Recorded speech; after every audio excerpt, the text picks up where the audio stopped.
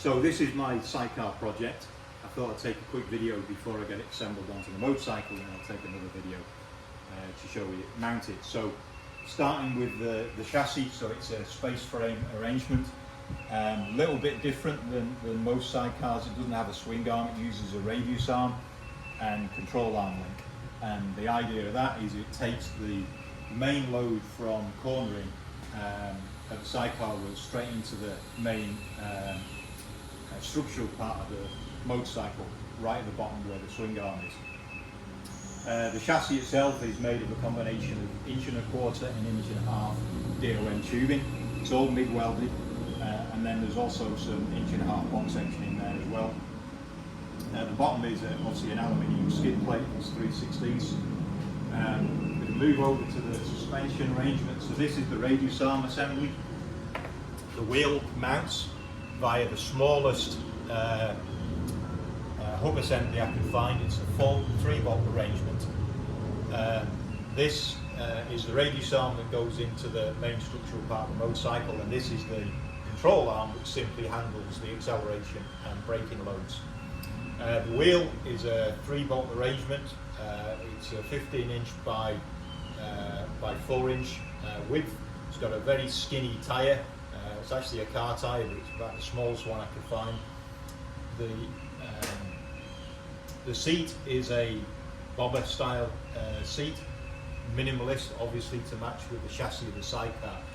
There's also going to be a small aluminum framing fairing that goes on the front of the chassis, just to keep the wind off the passenger. The mounting onto the motorcycle is a subframe, which you can see here.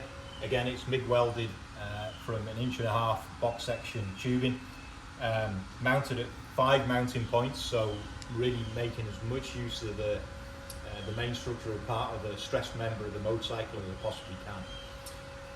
This is the airbag which takes the suspension. It's going to be controlled with a small compressor with a controller on the handlebars, and that allows you to adjust the trim of the sidecar as you're riding, and then just a small damper to take care of the shock absorbing. Mounting of the subframe onto the motorcycle is by means of these links.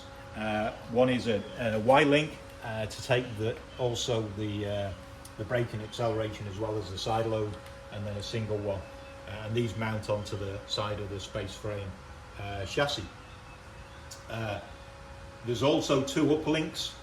One mounts off here, so this is the smaller one, and that mounts straight into the front telelever pivot point on the motorcycle. And then there's also another one that links at the back. Doesn't really take a great deal of load, but it's worth having the extra capacity there. And then if you look at the motorcycle, so this is the bike it's going on. It's a R1150R. It was actually a Rockster that I converted last year using some parts from Unit Garage.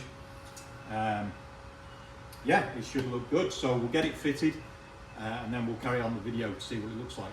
Thank you.